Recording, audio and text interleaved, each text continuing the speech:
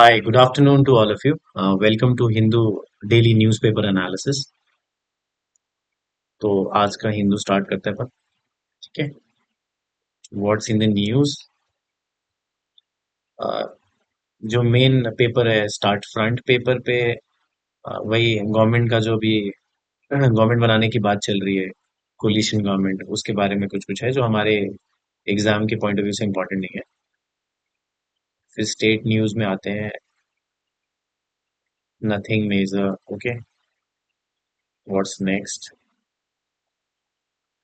हाँ, ये हमारे काम का न्यूज़ है, ठीक है। CIC cannot comment on how MP spend their funds. Okay, CIC is chief information commissioner, ठीक है। ये कह रहे हैं कि CIC के पास कोई भी राइट नहीं है कि वो कमेंट करें कि MP यानी मेंबर ऑफ पार्लियामेंट जो है, जैसे लोकसभा के अंदर या जहाँ पे भी जो मेंबर ऑफ पार्लियामेंट सिलेक्ट होते हैं, नॉमिनेट होते हैं, वो कैसे अपने फंड्स को स्पेंड कर रहे हैं, कैसे खर्च कर रहे हैं। इस पे CIC यानी चीफ इंफॉर्मेशन कमिश्नर को कोई भी राइट नहीं है, ऐसा दिल्ली हाई कोर्ट बता रही है, ठीक है।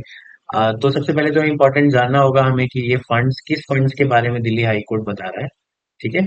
देन व्हाट इज CIC यानी चीफ इंफॉर्मेशन कमिश्नर, कौन होते हैं, क्या काम होता है इनका, कैसे बनाए गए हैं, whether it is a constitutional body और अ स्टैट्यूटरी बॉडी। ओके, और ये जो फंड की बात कर रहे हैं, इस फंड को बेसिकली MP लैड बोलते हैं। तो मैं भी बताऊंगा आपको कि व्हाट इज MP लैड क्या होता है और मसला क्या है, एक्चुअली दिल्ली हाई कोर्ट ने इसको क्यों इतना हाईलाइट किया है, ठीक है। तो न्यूज़पेपर के हिसाब से एक्चुअली हुआ क्या है, कि दिल्ली जो मेंबर ऑफ पार्लियामेंट है उनको फंड के हिसाब से, मतलब अभी इस मोटा मोटी 5-10 साल की बात करें तो दिल्ली के अंदर जो MP हैं, जो इलेक्टेड MPs हैं दिल्ली के अंदर, उनको जो है 311 करोड़ के आसपास का जो फंड मिला MP लैड के थ्रू, जिसमें से उन्होंने 100 करोड़ भी खर्च नहीं किए, ठीक है। तो अब ये आइडिया बताऊंगा, मतलब बेसिकली आप ये समझो कि 311 करोड़ का कॉर्पस हो गया इकट्ठा कर करके, जमा करके इतना पैसा हो गया इलेक्टेड MPs के पास, और उसमें से 100 करोड़ भी उन्होंने खर्च नहीं किया, ठीक है। तो ये भी एक मसला था जिसकी वजह से ये न्यूज में था, और बाद में कहा ऐसा दिल्ली हाई कोर्ट ने कि जो CIC यानी चीफ इंफॉर्मेशन कमिश्नर है, उनके पास कोई भी राइट नहीं है कि MP अपने फंड को कैसे यूज करे बोलने का, ठीक है। तो ये मुद्दा काफी न्यूज में था। और इससे पहले एक न्यूज आया था कि दिल्ली के अंदर जो इलेक्टेड MP हैं उनके पास जो कॉर्पस हो गया है MP लैड फंड्स का, वो 311 करोड़ के आसपास का है। अप्रोक्सीमेट अमाउंट आप ये समझो कि 300 करोड़ के आसपास का अमाउंट है, जिसमें से 100 करोड़ भी उन्होंने खर्च नहीं किए। तो अब दो चीज हमारे जानने की है, एक क्या है CIC यानी चीफ इंफॉर्मेशन कमिश्नर क्या होता है। ये मैं आपको बाद में बताता हूँ, पहले फंड्स की बात करते हैं। तो एक फंड है हमारे पास जिसको हम कहते हैं MP लैड्स, ठीक है। क्या है वो फंड हमारे पास, दैट इज MP लैड्स, ठीक है। MP क्या है भाई, MP is member of parliament, ठीक है। MP is member of parliament, जो पार्लियामेंट का मेंबर है, member of parliament, this is M and P, member of parliament. Lads, L is local area, ठीक है, लोकल एरिया डेवलपमेंट स्कीम, ठीक है। एक स्कीम है MP लैड, जो जिसको केंद्र सरकार ने यानी सेंट्रल गवर्नमेंट ने बनाया है। तो its member of parliament local area development scheme. इस स्कीम में क्या होता है, इस स्कीम में बेसिकली 5 करोड़ रुपए एनुअली मिलता है एक MP को। 5 करोड़ का एक स्टुपिलेटेड फंड है, मतलब 5 करोड़ रुपए हर साल मिलता है उनको एनुअली। और ये फंड जो इनको मिलता है, ये जिस भी कॉन्स्टिट्यूएंसी या जिस भी स्टेट से वो बिलोंग करते हैं, या जैसे जैसे प्रोविजन है उस हिसाब से ये 5 करोड़ रुपए वो कम्युनिटी बिल्डिंग में यूज कर सकते हैं। Community building as in clean water के लिए, ठीक है, कि क्लीन वाटर सबको मिलना चाहिए, प्रॉपर सैनिटेशन होना चाहिए। फिर वहां पे सड़कें बनी है कि नहीं, एजुकेशन के ऊपर बेसिकली खर्चा होना चाहिए उस एरिया का, ठीक है। पब्लिक हेल्थ के ऊपर होना चाहिए, ठीक है। तो ये जो फंड एलोकेट किए गए हैं, इसका यूटिलाइजेशन हम कहाँ पे करेंगे, for clean water and sanitation, hygiene, education. Basically क्या है कि वहां पे जो कम्युनिटी है, कम्युनिटी के एसेट को कैसे बनाया जाए, कैसे डेवलप किया जाए। तो ये 5 करोड़ का फंड क्या मिलता है इनको, एनुअली दिया जाता है, ठीक है। इस स्कीम के तहत क्या है, एनुअली 5 करोड़ का फंड दिया जाता है। कौन देता है, सेंट्रल गवर्नमेंट देती है। किसके लिए देती है, फॉर कम्युनिटी डेवलपमेंट या कम्युनिटी एसेट को बिल्ड करने के लिए, जिसमें सबसे इंपॉर्टेंट चीजें क्या है कि सबको साफ सुथरा पानी मिले, प्रॉपर हाइजीन हो, एजुकेशन के ऊपर जो बेसिक चीजें हैं, एजुकेशन मिले प्रॉपर वहां पे जो उस एरिया में जो भी आदमी है, हेल्थ, प्रॉपर हेल्थ स्ट्रक्चर हो, सैनिटेशन हो, रोड बनी हो, है ना, रोड रोड का इंफ्रास्ट्रक्चर, ये सब चीजें डेवलप हो। तो इन चीजों के लिए बेसिकली ये फंड एलोकेट किया जाता है। ठीक है। सबसे इंपॉर्टेंट चीज है इसके अंदर क्या है, एक और चीज कि एमपी लैड जो है, एमपी लैड क्या है, M is member, P parliament, L is local area development scheme. ठीक है। So it is a member of parliament local area development scheme. इसमें 5 करोड़ रुपए एनुअली मेंबर ऑफ पार्लियामेंट को दिए जाते हैं for building what, community asset. ठीक है। और कम्युनिटी में ऐसी इंपॉर्टेंट चीजों का क्रिएशन करने के लिए, जैसे कि रोड इंफ्रास्ट्रक्चर बनाने के लिए, सैनिटेशन प्रॉपर है कि नहीं वो देखने के लिए, इन सारी चीजों में ये जो फंड्स हैं ये दिए जाएं ताकि वहां के लोगों का डेवलपमेंट हो पाए। ठीक है। अब ये कैसी स्कीम है, जैसे सेंट्रल गवर्नमेंट की कोई भी स्कीम दो तरह की होती है। स्कीम जो होता है, जो सरकार की जो स्कीम होती है वो दो तरह का होता है। एक तो होता है सेंट्रल सेक्टर स्कीम। ठीक है। One is central sector scheme and one is centrally sponsored scheme कहते हैं उसको। ठीक है। Centrally sponsored scheme. अब मैं ये क्यों बता रहा हूँ आपको, अभी समझ में आ जाएगा। Centrally sponsored scheme. ठीक है। तो basically what we have two type of scheme. ठीक है। मैं ये आपको एक्चुअली ये क्या कहते हैं, स्क्रिबल करके इसलिए पढ़ाता हूँ क्योंकि ये थोड़ा कॉन्शियस माइंड में जाता है। Otherwise I can make PPT also. तो हम पीपीटी से भी पढ़ सकते हैं, आपको जो सही लगे आप कमेंट कर सकते हो। ठीक है। फिर अपन उस तरह से पढ़ सकते हैं। एमपी लैड जैसे मैंने आपको बताया क्या है, MP LAD member of parliament local area development scheme. दो तरह की स्कीम होती है गवर्नमेंट की कोई भी, एक होता है सेंट्रल सेक्टर स्कीम, है ना, सेंट्रल सेक्टर स्कीम, और एक होता है centrally sponsored scheme. Central sector scheme का मतलब है इसका जो पूरा का पूरा फंडिंग है ऐसी स्कीम में वो गवर्नमेंट ही करती है। Government alone bear what full funding of this scheme. तो ये जो स्कीम है ना हमारा एमपी लैड, एमपी लैड हमें हमारा कौन सा स्कीम है, this is a central sector scheme. समझ गए आप, सेंट्रल सेक्टर स्कीम में क्या होता है, सेंट्रल गवर्नमेंट क्या है पूरा का पूरा पैसा फंड करती है बेसिकली। और सेंट्रली स्पॉन्सर्ड स्कीम में ये होता है कि इसमें स्टेट का भी कुछ कंट्रीब्यूशन होता है। इसमें स्टेट का इतना कंट्रीब्यूशन नहीं होता है सच, लेकिन सेंट्रली स्पॉन्सर्ड स्कीम में स्टेट का भी कंट्रीब्यूशन होता है। मतलब गवर्नमेंट अगर पैसा डालती है मान लो 60%, तो 40% स्टेट डालेगी और फिर स्टेट उसको इम्प्लीमेंट कराएगी। तो बेसिकली क्या है, दो तरह की स्कीम है। एक सेंट्रल सेक्टर स्कीम है, बेसिकली क्या फंडिंग के ऊपर है कि कौन सा मतलब दो ही तरह के है ना, एक तो सेंटर है और एक स्टेट है। तो पूरा का पूरा जब पैसा सेंटर बॉर्न करेगी that is centrally sponsored scheme, sorry that is central sector scheme. और जब पैसा सेंटर और स्टेट दोनों मिलके फंड करेंगे तो ऐसे स्कीम को हम कहते हैं सेंट्रली स्पॉन्सर्ड स्कीम। ठीक है। तो ये जो मेंबर ऑफ, क्या था, हम किस स्कीम की बात कर रहे हैं, member of parliament local area development scheme. ठीक है। ये कैसा स्कीम है हमारा, it is a central sector scheme. That means central government will entirely fund this scheme. ठीक है। 100% पैसा कौन डालेगा इसमें, सेंट्रल सेक्टर स्कीम में केंद्र सरकार डालेगी। ठीक है। और ये स्कीम जो है इसकी शुरुआत होती है 1993-94 के अंदर। ठीक है। इस फिनेंशियल ईयर में ये स्कीम आता है। ठीक है। इसमें जैसे मैंने बताया क्या होता है, इसमें एनुअली 5 करोड़ रुपए दिए जाते हैं फॉर क्रिएटिंग कम्युनिटी एसेट और ऑन व्हाट जो लोकली फेल्ट नीड्स हैं उनको उनको पूरा करने के लिए, which is clean water, education, public health, sanitation, road and etcetera. ठीक है। तो ये है हमारा सेंट्रल सेक्टर स्कीम। ये जो 5 करोड़ रुपए दिए जाते हैं एमपी को, ये एमपी को डायरेक्टली पैसा नहीं मिलता है। ठीक है। कभी आप सोचो कि डायरेक्टली एमपी के फंड में, एमपी के अकाउंट में मिले, ऐसा नहीं होता है। बस ये उनको दिया जाता है, और लेकिन ये पैसा मतलब दिया जाता है एमपी को, लेकिन दिया जाता है क्या, खर्च करने के लिए, उनके अकाउंट में नहीं आता। ये सेंट्रल, ये किसी लोकल अथॉरिटी को, जैसे वो जहां पे भी हैं वहां पे कोई ना कोई डीएम होगा, उस अथॉरिटी के पास ये पैसा जाता है। और बस ये बताते हैं, दे एडवाइस कि हम ये पैसा किस चीज में खर्च करना चाहते हैं। फिर वो डीएम जो होता है या लोकल अथॉरिटी जो होती है वहां की, वो इन सब सेक्टर में पैसा को ऐसे डाइवर्ट करती है। ठीक है। तो ये पैसा कभी भी क्या है, डायरेक्टली किसी के, क्या है, डायरेक्टली किसी भी के एमपी के अकाउंट में नहीं जाता। So MP do not directly receive fund under MP LAD, पर वो लोकल अथॉरिटी उस पैसे को खर्च करती है। ठीक है। एमपी लैड स्कीम के अंदर। तो ये हमारा पॉइंट हो गया, कब आया ये स्कीम, 1993 1994 में। ठीक है। अब देखो एमपी भी दो तीन तरह के होते हैं, वो कैसे होते हैं भाई। एक हो गया हमारा लोकसभा का मेंबर। ठीक है। लोकसभा का मेंबर, जैसे भी चुनाव हुए तो अब जितने भी लोग जीते हैं वो कहाँ जाएंगे, लोकसभा के अंदर बैठेंगे, वहां पे वो डिबेट डिस्कशन करेंगे, है ना। तो लोकसभा जो मेंबर है ना, वो एमपी लैड स्कीम के अंदर जो रिकमेंड करेगा कि यहाँ पे कहाँ पे काम होना चाहिए, तो उसका जो दायरा है यानी उसका जो लिमिटेशन है that is with in their constituency. ठीक है। जैसे मान लो आपके पंजाब से अमृतसर से किसी ने चुनाव जीता, ठीक है, तो वो अमृतसर के एमपी है भाई, वो है ना। तो जो एमपी लैड के अंदर उनको जो पैसा मिलेगा, जो जो चुने गए हैं लोकसभा के मेंबर, वो पैसा अमृतसर में ही डालेंगे अपनी कॉन्स्टिट्यूएंसी में। ऐसा नहीं है कि वो अमृतसर के हैं और वो लुधियाना में जाके खर्च करें, ये अलाउ नहीं है। ठीक है। तो जो लोकसभा के मेंबर हैं दे कैन स्पेंड और recommend, rather they recommend to work within their constituency. ठीक है। वो अपनी कॉन्स्टिट्यूएंसी के अंदर ही ये एमपी लैड का पैसा जो है खर्च करने के लिए रिकमेंड कर सकते हैं लोकसभा के मेंबर। ठीक है। अब है राज्यसभा के मेंबर एक। ठीक है। राज्यसभा के मेंबर का क्या चुनाव पब्लिक नहीं करती ना, वो जैसे लोकसभा के जो मेंबर हैं और स्टेट के जो मेंबर है उनके थ्रू ही होता है। कभी मैं पॉलिटी पढ़ाऊंगा तो आपको पूरा पूरा बताऊंगा। ठीक है। तो राज्यसभा मेंबर जो होते हैं पार्लियामेंट के, उनके लिए क्या क्राइटेरिया है?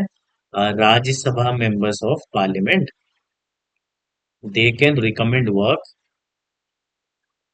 They can recommend work in one or more district. ठीक है। एक या एक से ज्यादा डिस्ट्रिक्ट में भी ये रिकमेंड कर सकते हैं। लेकिन लोकसभा में जैसे मैंने क्या बताया, लोकसभा में जो जैसे प्रॉपर किसी जगह से कोई बना है, जैसे मान लो कि ये तो मैंने आपको अमृतसर से एक ऐसे एग्जांपल बताया, मान लो कि कोई गुड़गांव से बना है ना, ऐसे समझ लो कि गुड़गांव से कोई आदमी बना है एमपी। तो ये गुड़गांव के अंदर ही, गुरुग्राम है अब तो इसका नाम, तो गुरुग्राम के अंदर ही क्या है वो, लोकसभा मेंबर वाला जो सिर्फ वो गुरुग्राम गुरुग्राम के अंदर ही पैसा जो है एमपी लैड का यूज कर सकता है। लेकिन जो राज्यसभा का मेंबर है, ठीक है, राज्यसभा का मेंबर क्या होता है, उसका कॉन्स्टिट्यूंसी तो होता नहीं, वो एक स्टेट से सिलेक्ट होते हैं। तो उस उस स्टेट में एक या एक से ज्यादा डिस्ट्रिक्ट के अंदर Rajya Sabha member of the parliament can recommend work in one or more district in the state. In the state कौन से स्टेट से जहां वो सिलेक्ट हुआ है? In the state from where he or she has been elected. ठीक है। जिस स्टेट से राज्यसभा का मेंबर चुना गया है, ठीक है, जैसे मान लो कोई राज्यसभा का मेंबर है और वो पंजाब से राज्यसभा का मेंबर है, तो क्या करेगा वो पंजाब के किसी एक या एक से ज्यादा डिस्ट्रिक्ट में भी वो रिकमेंड कर सकता है कि हम एमपी लैड का जो पैसा है हम ऐसा रिकमेंड कर रहे हैं कि आप यहाँ पे खर्च करो। ठीक है। तो एक तो लोकसभा का मेंबर हो गया, वो अपनी कॉन्स्टिट्यूएंसी में भी जहां से वो चुनाव जीता है सिर्फ वहीं से। लेकिन राज्यसभा के मेंबर के पास क्या डिस्क्रिप्शन है?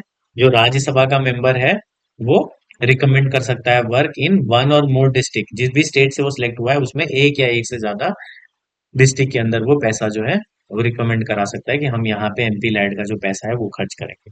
एक होता है नॉमिनेटेड मेंबर, आपने सुना, ये तो इलेक्टेड मेंबर की हम बात कर रहे थे, है ना। लोकसभा वाला क्या है, उनको हमने वोट देके जिताया। राज्यसभा वाले भी इलेक्ट होते हैं विद इन लोकसभा, और जो स्टेट के जो लेजिस्लेटिव असेंबली के मेंबर होते हैं उस एक एक होता है नॉमिनेटेड मेंबर्स। ठीक है।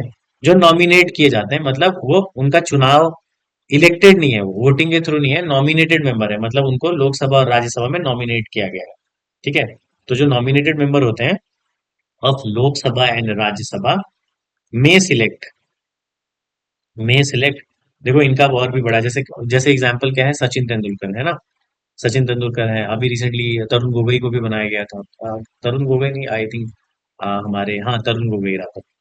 ठीक है। तो नॉमिनेटेड मेंबर नाम में, मतलब मैंने बस आपको एक एग्जांपल दिया, वो वैसे भी हो सकता है। ठीक है। आप सचिन तेंदुलकर को तो सभी लोग जानते हैं, तो सचिन तेंदुलकर जो थे हमारे पहले, वो ये वॉज अ नॉमिनेटेड मेंबर। ठीक है। राज्यसभा से उनको नॉमिनेटेड मेंबर, उनको ऐसा उन्होंने चुनाव में पार्टिसिपेट नहीं किया, मतलब वोटिंग के थ्रू नहीं, उनको नॉमिनेट किया गवर्नमेंट ने। तो nominated member of Lok Sabha and Rajya Sabha क्या करेंगे ये, मे select any one or more district, any one or more district from any state. अब उसमें क्या था कि जिस स्टेट से राज्यसभा वाले सेलेक्ट हो रहे थे बस उसी में से सिलेक्ट कर सकते थे, और ये भाई किसी भी स्टेट से कर सकते हैं। मान लो कि जैसे सचिन भाई हैं हमारे, सचिन तेंदुलकर जी हैं, तो ये महाराष्ट्र से हैं। ठीक है। पर ऐसा नहीं है, अगर इनका मन किया तो ये एमपी लैड में, क्योंकि ये नॉमिनेटेड मेंबर थे, तो ये कहेंगे नहीं भाई, हम राजस्थान में कर देंगे पैसा खर्च अपना। ठीक है। राजस्थान में कर देंगे, पंजाब में कर देंगे, कहीं पे भी कर सकते हैं। तो nominated member of Lok Sabha and Rajya Sabha may select any one or more district from any state in the country. ठीक है। From any state in the country for implementation of work of their choice. समझ गए? For implementation of their choice of work under this scheme. ठीक है। तो जो nominated member हैं लोकसभा के और राज्यसभा के, मे select any one or more district from any state, ये इंपॉर्टेंट पॉइंट है, किसी भी स्टेट से कर सकते हैं नॉमिनेटेड मेंबर। अब मैंने आपको क्या बताया, एक बार स्टार्ट करते हैं वापस से। आई थिंक ज्यादा इन्फॉर्मेशन हो गया आपके लिए। ये न्यूज में था, मैंने बताया किस वजह से हुआ।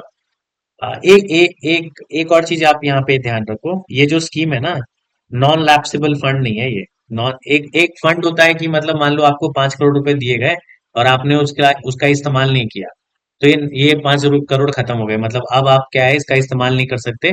इसमें ऐसा नहीं है, नॉन लैप्सेबल है। Non lapsable as in this is non lapsable fund. Non lapsable fund का मतलब क्या हो गया, जैसे मान लो एक साल में कितने पैसे मिले एमपी को, 5 करोड़ रुपए मिले। ठीक है, 5 करोड़ दो इंस्टॉलमेंट में मिलता है, 2.5 2.5 करोड़ रुपए करके एक साल के अंदर। 5 करोड़ रुपए मिला एमपी लैड स्कीम के अंदर। और मान लो कि 2000, अभी 2024 चल रहा है, 2024 में किसी एमपी को मिला 5 करोड़ रुपए एक साल के अंदर। ठीक है, 5 करोड़ रुपया मिला, इन्होंने खर्च नहीं किया, इनसे से मान लो इन्होंने 1 ही करोड़ खर्च किया, 4 करोड़ बच गए। तो 2025 में ये 4 करोड़ भी जुट जाएगा, 5 करोड़ तो मिलेगा ही 2025 में, प्लस 4 करोड़ पहले का है, तो अब इनके कितना बढ़ गया, इनकी एमपी लैड स्कीम में 9 करोड़ रुपए हो गए। तो ये कैरी फॉरवर्ड है, मतलब ये एड ऑन होता चला जाता है। So it is a non lapsable fund, मतलब ये लैप्स नहीं करता है, आपने खर्च नहीं किया। ऐसे कुछ कुछ फंड होते हैं कि जो मिलता है, मान लो जैसे डीएम को कुछ ऐसे फंड मिलते हैं कि वो उस फंड को अगर यूटिलाइज नहीं करे तो वो फंड खत्म हो जाता है, मतलब वो फिर उसका इस्तेमाल नहीं कर सकता, मतलब वो एड ऑन नहीं होता है बेसिकली। और ये क्या है, ये एड ऑन हो जाता है, जैसे किसी जैसे मैंने आपको समझाया। ठीक है, तो ये नॉन लैप्सेबल फंड है। ठीक है, जैसे एक बहुत ही इजी एग्जांपल मान लो, जैसे कि सिम है हमारे पास, तो प्रीपेड होता है और एक पोस्टपेड होता है। पोस्टपेड में देखा होगा आपको, जनरली एक पॉलिसी होती है कि जैसे हमें प्रीपेड में क्या है, 1.5 GB डेटा हम रोज यूज करते हैं। मान लो मंथली कोटा अगर सबको जोड़ के तो हमारे पास 50 GB नेट है एक महीने के अंदर, और हमने यूज नहीं किया तो हमारा रिचार्ज भी खत्म हो जाएगा और ये आगे ऐड नहीं होगा। लेकिन पोस्टपेड में ऐसा होता है, बहुत सारे स्कीम में है कि मान लो मेरे को 40 GB महीने में मिल रहा है और मैं यूज नहीं कर पाया इस 40 GB को, इसमें से सिर्फ मैंने 5 ही GB यूज किया, 35 GB रह गया मेरे पास। अब नेक्स्ट मंथ में क्या होगा, ये 35 GB भी ऐड हो जाएगा along with my 40 GB plan, तो अब मेरे पास 75 हो गया। इसी तरह से ये नॉन लैप्सेबल फंड है। ठीक है, तो ये क्या है, MP LAD fund, it's a member of local area development scheme. ठीक है, member of local area development scheme है, जिसके तहत एक एमपी को कितना पैसा मिलता है, एमपी को डायरेक्टली नहीं मिलता, मैंने आपको बताया लोकल अथॉरिटी को मिलता है, बस एमपी रिकमेंड कर सकते हैं कि आप जो ये पैसा मेरे को मिल रहा है ये किस किस काम में लगा सकते हो। तो कि एजुकेशन में लगा दो, या पब्लिक हेल्थ में, सैनिटेशन में, रोड में, क्लीन वाटर में। ठीक है, और एक ऐसा स्कीम है सेंट्रल सेक्टर स्कीम है। सेंट्रल सेक्टर स्कीम कौन सा स्कीम होता है, जिसमें कि पूरा का पूरा पैसा केंद्र सरकार यानी सेंट्रल गवर्नमेंट बियर करती है। और सेंट्रल स्पॉन्सर्ड स्कीम में क्या होता है, इसमें स्टेट भी कुछ पैसा फंड करती है। ठीक है, तो ये हो गया हमारे दो तरह के स्कीम। ये हमारा कौन सा स्कीम था, सेंट्रल सेक्टर था, जो 1993 1994 में आया। अब एमपी तीन चार तरह के होते हैं, कैसे होते हैं, एक तो लोकसभा के मेंबर जो इलेक्शन अभी हुआ उससे बने, ये पैसा सिर्फ और सिर्फ अपनी कॉन्स्टिट्यूएंसी में खर्च कर सकते हैं और रिकमेंड कर सकते हैं एमपी लैड स्कीम का। राज्यसभा मेंबर क्या कर सकते हैं, ये जिस स्टेट से चयन किया गया है इनका, ठीक है, वो उसके किसी एक या एक से ज्यादा डिस्ट्रिक्ट में रिकमेंड कर सकते हैं कि हमारा पैसा यहाँ पे आप खर्च करवाइए, मतलब इसमें लगाइए, इसके ग्रोथ में लगाइए। और जो नॉमिनेटेड मेंबर है, जो सेलेक्टेड नहीं है, नॉमिनेटेड है, nominated member of both Lok Sabha and Rajya Sabha, वो किसी भी एक डिस्ट्रिक्ट या एक से ज्यादा डिस्ट्रिक्ट को भारत के किसी भी स्टेट से सेलेक्ट कर सकते हैं कि इनका एमपी लैड का जो पैसा है वो वहां पे यूज हो। ठीक है, सो आई थिंक बहुत ज्यादा आपको बता दिया एमपी लैड के बारे में। एक इसमें क्राइटेरिया है जो फिक्स्ड है।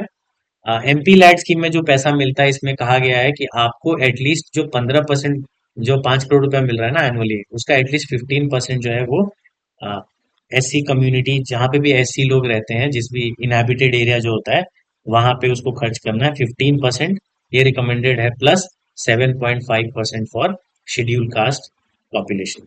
ठीक है, हर साल क्या है, एटलीस्ट इस पॉपुलेशन में इतने इतने परसेंटेज में इनको खर्च करना है।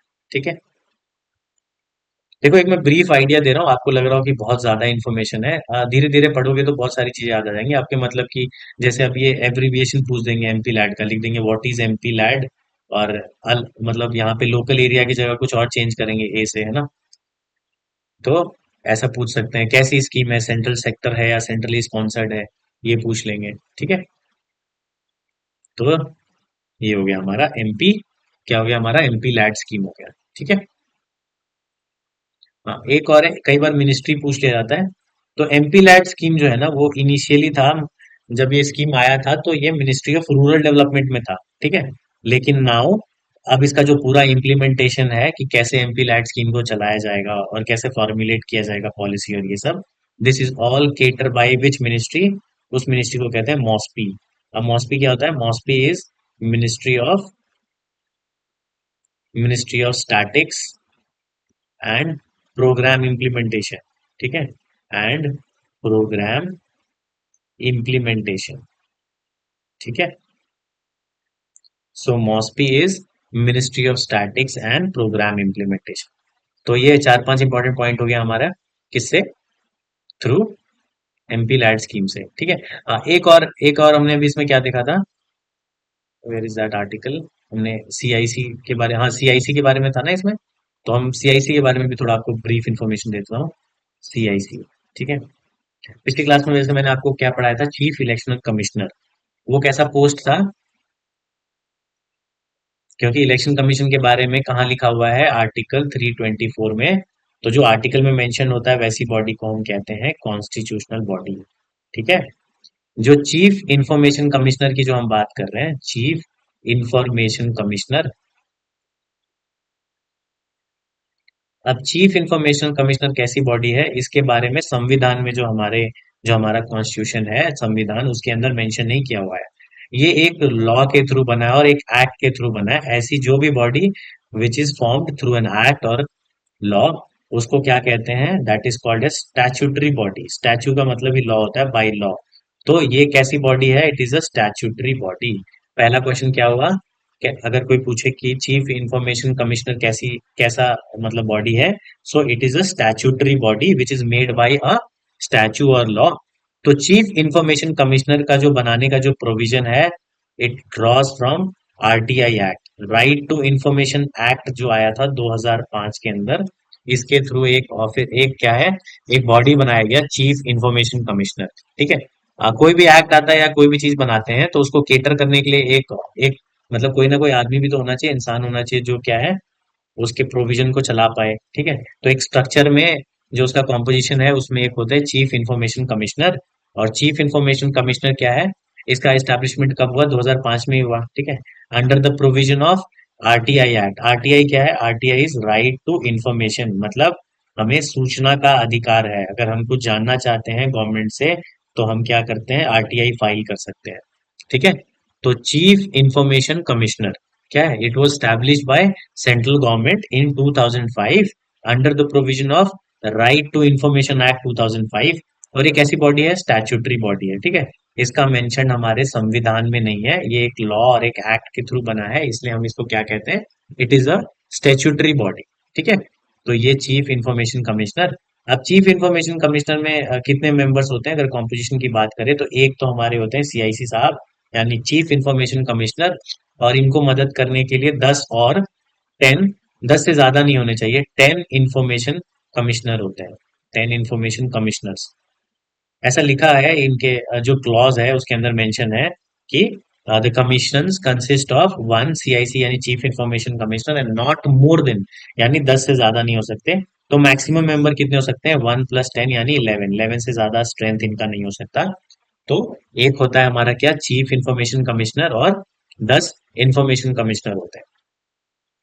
अब इसमें जो एक जरूरत का हमारे काम की चीज है, ये एक एडिशनल इन्फॉर्मेशन था, लेकिन अब एक ऐसा सवाल पूछ सकते हैं कि जो हमारे सीआईसी है उनको कौन अपॉइंट करता है? डायरेक्टली पूछ लेंगे। तो they are appointed by president, ठीक है। They are appointed by president. तो क्या प्रेसिडेंट डायरेक्टली अपॉइंट करते हैं? नहीं। एक कमिटी होती है, एक कमिटी है, उस कमिटी के रिकमेंडेशन पे प्रेसिडेंट इनको अपॉइंट करते हैं, ठीक है। So they are appointed bye. तो अगर एक क्वेश्चन आए, यहाँ पे लिखा हो कि सीआईसी इज अपॉइंटेड बाय, और ऑप्शन में आए prime minister, leader of opposition, president, तो आप किसके साथ जाएंगे? आप जाएंगे कि प्रेसिडेंट इनको अपॉइंट करता है, ठीक है। So they are appointed by president on what? On recommendation of, एक कमिटी होती है, on recommendation of committee, recommendation of a committee, एक कमिटी के रिकमेंडेशन पे। उस कमिटी में कौन कौन होता है? कंसिस्टिंग ऑफ, ठीक है, ये बहुत ही मतलब कि अब बहुत ही ऐसा खड़ूस क्वेश्चन सेट करने वाला होगा, तभी वो ऐसे सिनेरियो में करेगा, ठीक है। क्लैट में तो आपके क्या है, डायरेक्टली ऐसे पूछ लेंगे कि सीआईसी को कौन अपॉइंट करता है, तो प्रेसिडेंट। एक्सट्रीम केस में अगर ये पूछते हैं, या अदर जुडिशरी एग्जाम में तो पूछ सकते हैं, आता भी ऐसा question. So they are appointed by president on recommendation of a committee. अब क्वेश्चन ये है कि उस कमेटी में कौन कौन होते हैं। तो 3 मेंबर की कमेटी होती है, उसमें एक हमारे प्रधानमंत्री साहब होते हैं, जो भी होंगे प्रधानमंत्री उस टाइम पे वो होंगे। तो पीएम इसके चेयरपर्सन होते हैं, पीएमएस चेयरपर्सन। दूसरे होते हैं हमारे leader of opposition, leader of opposition इन लोकसभा, ठीक है। लोकसभा में जो लीडर ऑफ ऑपोजिशन होते हैं, leader of opposition, leader of opposition कौन होता है? जैसे मान लो इस बार क्या है, दूसरी पार्टी कौन सी है, इंडियन नेशनल कांग्रेस, और एक क्या है हमारी बीजेपी। अब बीजेपी को कितना सीट मिला, 239-40 जो भी मिला, और इंडियन नेशनल कांग्रेस को आई थिंक 99 के आसपास मिला।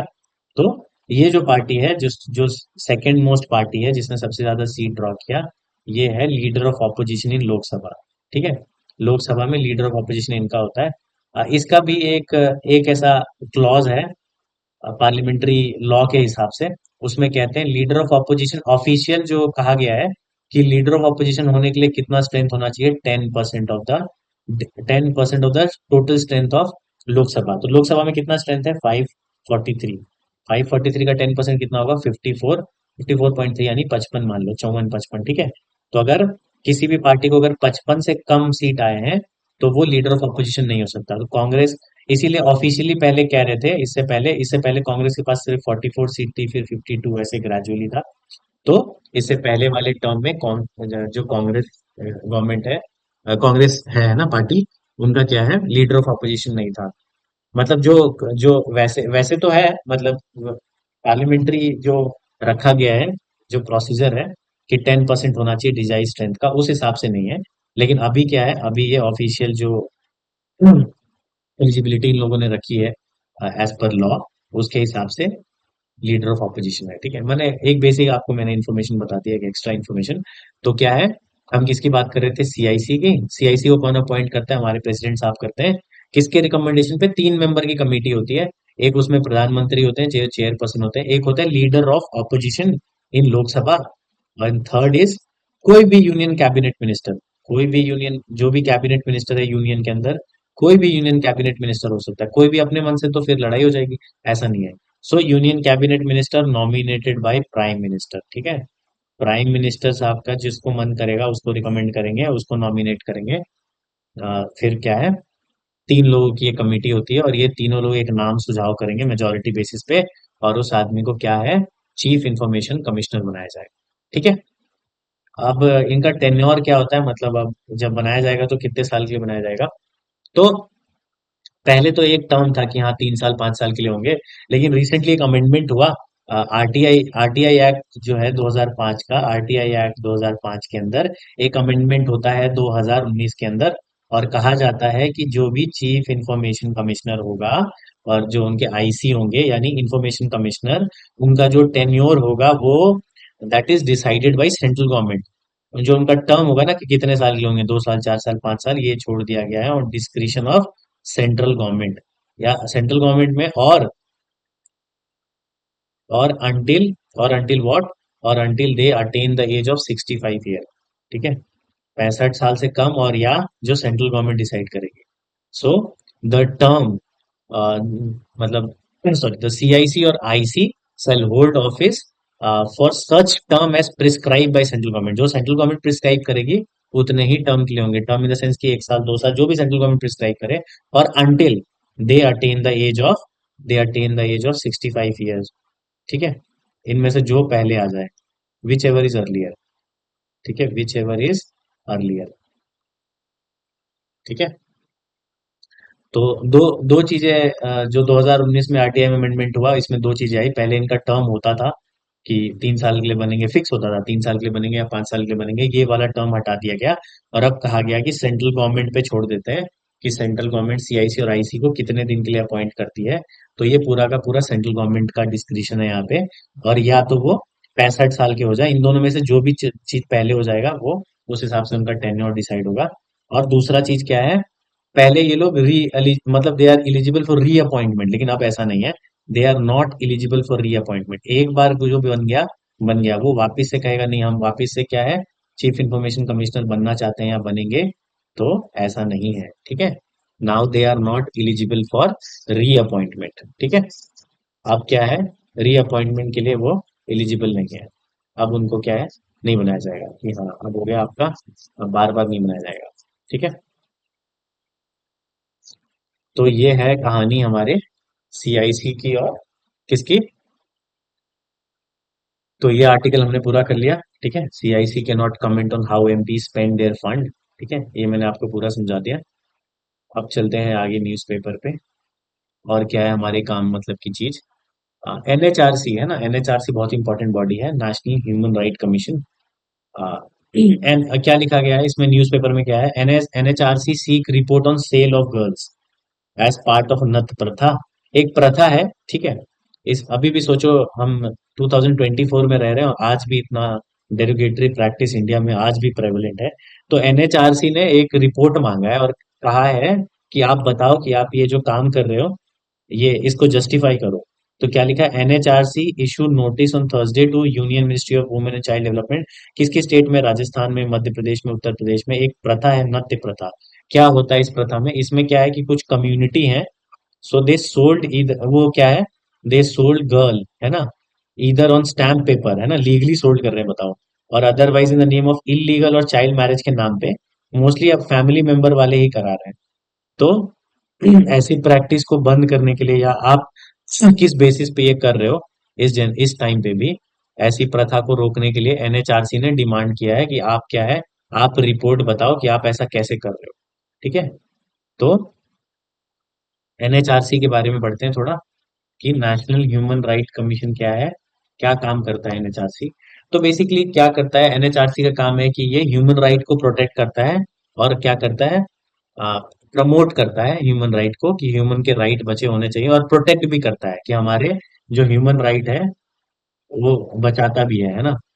दूसरा कैसा बॉडी है, जब भी कोई इस तरह का सवाल आता है सबसे पहले यही आता है कैसा बॉडी है, इसके बारे में भी संविधान में लिखा हुआ है।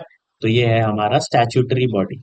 एक फैक्ट है, कई बार डायरेक्टली फैक्ट पूछ लिया जाता है कि क्या है, एनएचआरसी के करंट चेयरपर्सन कौन है हमारे, तो ये है हमारे जस्टिस अरुण कुमार मिश्रा जी, ठीक है। Arun Kumar Mishra is the current chairperson of NHRC, national human right commission के करंट चेयरपर्सन कौन है हमारे, अरुण कुमार मिश्रा। एनएचआरसी, एनएचआरसी एक स्टैट्यूटरी बॉडी है जो 1993 में ये भी आता है। अभी जैसे मैंने आपको क्या बताया था, और कौन सी बॉडी के बारे में भी पढ़ा है आपको, एक स्कीम के बारे में पढ़ा है, एमपी लैंड, वो स्कीम भी कब आया, 1993 में। एनएचआरसी भी कब आया, 1993 में। एनएचआरसी को एक जो एक्ट के थ्रू बनाया गया, उस एक्ट का नाम है protection of human right act, protection of human right acts, protection of human right act of 1993। इसी एक्ट के अंदर स्टैब्लिशमेंट हुआ एनएचआरसी का। So NHRC is a statutory body which was established in year 1993 under protection of human right act of 1993। NHRC एक Paris principal है, ठीक है, इसी के इन लाइन में बनाया गया। पेरिस प्रिंसिपल ऑफ 1999 है। फिर इसको यूएन ने भी अपने जिनेवा डिक्लेरेशन में इसको बताया। उसके बाद इंडिया में भी ह्यूमन राइट्स आया, ठीक है। तो पेरिस प्रिंसिपल जो बाहर में एक प्रिंसिपल है, यूएन में along with the Paris principle. So NHRC was formed in conformity with what, Paris principle of 1999। फिर यूएन में भी इस एजेंडा को बहुत तेजी से चलाया गया कि ह्यूमन राइट को बचाना होगा और इसको प्रमोट भी करना होगा, ठीक है। तो ये कैसी बॉडी है, स्टैट्यूटरी बॉडी है। हमारे करंट चेयरपर्सन कौन है, अरुण कुमार मिश्रा, ठीक है। अब एक एनएचआरसी का कॉम्पोजिशन भी पूछा जाता है, ठीक है। एक जुडिशरी के पेपर में ये पूछा भी गया था एनएचआरसी के बारे में। तो जो चेयरपर्सन है इसके, ठीक है, जो चेयरपर्सन होंगे, पहले एनएचआरसी के जो चेयरपर्सन होते थे वो सिर्फ रिटायर्ड सीजीआई होते थे, यानी चीफ जस्टिस ऑफ इंडिया, ठीक है। फिर इसके कॉम्पोजिशन को भी क्या हुआ, क्लॉज हुआ, 2019 में एक अमेंडमेंट हुआ, और उस अमेंडमेंट के थ्रू एक और ऐड किया गया कि नहीं भाई, सिर्फ रिटायर्ड सीजीआई नहीं, जो सुप्रीम कोर्ट के जज हैं उनको भी बनाया जा सकता है। सो नाउ जज of supreme court is also eligible to be a chairperson of NHRC, ठीक है, अ जज ऑफ सुप्रीम कोर्ट, ठीक है। तो सुप्रीम कोर्ट के जो जज हैं उनको भी अब एनएचआरसी का चेयरपर्सन बना सकते हैं। पहले ऐसा नहीं था, पहले सिर्फ रिटायर्ड सीजीआई को ही बनाया जा सकता था, लेकिन अब अमेंडमेंट के थ्रू दोनों एलिजिबल है, रिटायर्ड सीजीआई और इधर जज of the supreme court is eligible to be a chairperson of what, NHRC. ठीक है। एनएचआरसी को भी अपॉइंट हमारे प्रेसिडेंट करते हैं। ये थोड़ा और भी इसका डिफिकल्ट प्रोसीजर है, इसमें 6 मेंबर कमेटी होती है, जैसे अभी हमने पहले क्या पढ़ा, सीआईसी में क्या होता है, 3 मेंबर कमेटी होता है। कौन कौन था उसमें, हमारे प्राइम मिनिस्टर साहब थे, leader of opposition in Lok Sabha and कोई भी कैबिनेट मिनिस्टर जिसको प्राइम मिनिस्टर नॉमिनेट करे। उसी तरह से एनएचआरसी में को भी जो चेयरपर्सन है उसको कौन रिकमेंड करते हैं, प्रेसिडेंट बनाते हैं, लेकिन एक 6 मेंबर कमेटी होती है, उनके रिकमेंडेशन पे बनाया जाता है। इस पे बहुत बार बवाल भी हुआ पहले, लेकिन फिर ये सेटल हो गया मामला कि जो 6 मेंबर कमेटी है उसी के रिकमेंडेशन पे क्या है, एनएचआरसी का चेयरपर्सन चुना जाएगा। उसमें पीएम होते हैं, हेड इसके भी है ना, पीएम सब में ही होंगे, इसमें भी पीएम थे, इसमें भी पीएम है। इसमें लोकसभा के स्पीकर होते हैं, ठीक है, लोकसभा के जो स्पीकर होते हैं वो होते हैं। डिप्टी स्पीकर होते हैं किसके, डिप्टी चेयरमैन उनको कहते हैं राज्यसभा के। डिप्टी क्यों कहते हैं भाई, क्योंकि जो चेयरमैन होता है राज्यसभा का वो कौन होता है, वो हमारे वाइस प्रेसिडेंट साहब होते हैं। राज्यसभा में ऐसा कहा ही जाता है कि जो vice president is the ex officio क्या, चेयरमैन ऑफ राज्यसभा, है ना। जो राज्यसभा का जो चेयरमैन होता है वो ऑटोमेटिकली वाइस प्रेसिडेंट ही होता है। तो और वाइस वर्सा, ठीक है। तो पीएम इसके हेड होते हैं, 6 मेंबर कमेटी में कौन होता है, एक तो पीएमजी होते हैं, दूसरे कौन होते हैं भाई, स्पीकर ऑफ लोकसभा, तीसरा डिप्टी चेयरमैन ऑफ राज्यसभा। ठीक है। अब देखो मैं बता रहा हूँ, ठीक है, बहुत एक्सट्रीम, कुछ कुछ ऐसा ज्यादा फैक्ट हो जाता है तो कोई प्रॉब्लम नहीं है, मतलब प्रॉब्लम इन द सेंस कि क्लैट में इतना इतना ज्यादा डीप में नहीं जाएंगे, अदर जुडिशरी में काम आएगा। आपसे बस ये पूछ लेंगे कि एनएचआरसी को क्या है, एनएचआरसी को अपॉइंट कौन करता है, तो प्रेसिडेंट करते हैं, एक 6 मेंबर की कमेटी होती है। और ये पूछ सकते हैं क्या, कि एट प्रेजेंट कौन है, जस्टिस अरुण कुमार मिश्रा। कैसी बॉडी है, स्टैट्यूटरी बॉडी है, 1993 एक्ट के थ्रू बना। और चेयरपर्सन कौन होता है, तो रिटायर्ड सीजीआई और जज ऑफ द सुप्रीम कोर्ट। ठीक है। और कौन अपॉइंट करता है, president on recommendation of 6 member committee, जिसमें पीएम हेड होते हैं, speaker of Lok Sabha, deputy chairman of Rajya Sabha, then leader of opposition, leader of opposition in what, in both house of the parliament, यानी लोकसभा प्लस राज्यसभा। ये 5 मेंबर हो गए, leader of opposition Lok Sabha का भी और राज्यसभा का भी। और एक होते हैं हमारे यूनियन होम मिनिस्टर, जो भी होम मिनिस्टर होंगे, he is also a what, he is also a part of the select committee of NHRC. ठीक है। तो ये 6 मेंबर हो गए, यही 6 लोग जो है वोटिंग के थ्रू डिसाइड करेंगे कि एनएचआरसी का चेयरमैन कौन होगा, और फिर प्रेसिडेंट को भेजेंगे, फिर प्रेसिडेंट इस कमेटी के रिकमेंडेशन पे उस आदमी को, जिनको भी ये लोग सेलेक्ट करेंगे, उसको एनएचआरसी का चेयरपर्सन बना देंगे। ठीक है। एनएचआरसी का जो चेयरमैन होगा उसका टेन्योर कितना है, वो 3 साल के लिए होगा या 70 साल का, जो भी पहले हो जाए, for a tenure of 3 years और 70 year, which ever is earlier. ठीक है। तो ये हो गया हमारा क्या, एनएचआरसी के बारे में। एक और बहुत इंपॉर्टेंट फैक्ट मैं आपको बताता हूँ यहाँ पे, ये डायरेक्टली सवाल पूछा जा सकता है कि पहला स्टेट कौन सा है जिसने, जैसे सेंटर में क्या है, नेशनल ह्यूमन राइट कमीशन, ये इंडिया में किसी भी पार्ट में अगर कोई वायलेशन हो रहा है तो ये देख सकता है। उसी तरह से स्टेट स्पेसिफिक भी बनाया है, स्टेट ह्यूमन राइट कमीशन भी होता है, जो पर्टिकुलरली उस स्टेट में जो प्रॉब्लम है उसको देखता है। ठीक है। तो ताकि क्या है, एक पर्टिकुलर बॉडी पे बहुत ज्यादा, क्योंकि इतना ज्यादा पॉपुलेशन है हमारे यहाँ पे, तो एडमिनिस्ट्रेशन फ्लेक्सिबल हो और हर आदमी की जरूरत को सुना जा सके, इसलिए स्टेट में भी एक स्टेट ह्यूमन राइट कमीशन बनाया गया है। ठीक है। स्पेसिफिकली, तो वेस्ट बंगाल ऐसा पहला स्टेट था, West Bengal is the first state in India, West Bengal is the first state in India to set up, to set up a human right commission. ठीक है। स्टेट ह्यूमन राइट कमीशन, जो state human right commission है उसको बनाने वाला पहला राज्य कौन सा है इंडिया का, वो है वेस्ट बंगाल। ठीक है। तो West Bengal is the first state in India, India का पहला राज्य कौन सा है भाई, वेस्ट बंगाल है हमारा, जिसने स्टेट ह्यूमन राइट कमीशन बनाया है। ठीक है। तो ये सवाल, 4-5 सवाल हो गए हमारे। तो ये हो गया हमारा ह्यूमन राइट कमीशन के बारे में। अब आगे चलते हैं, ये हमारे मतलब का नहीं है। ठीक है।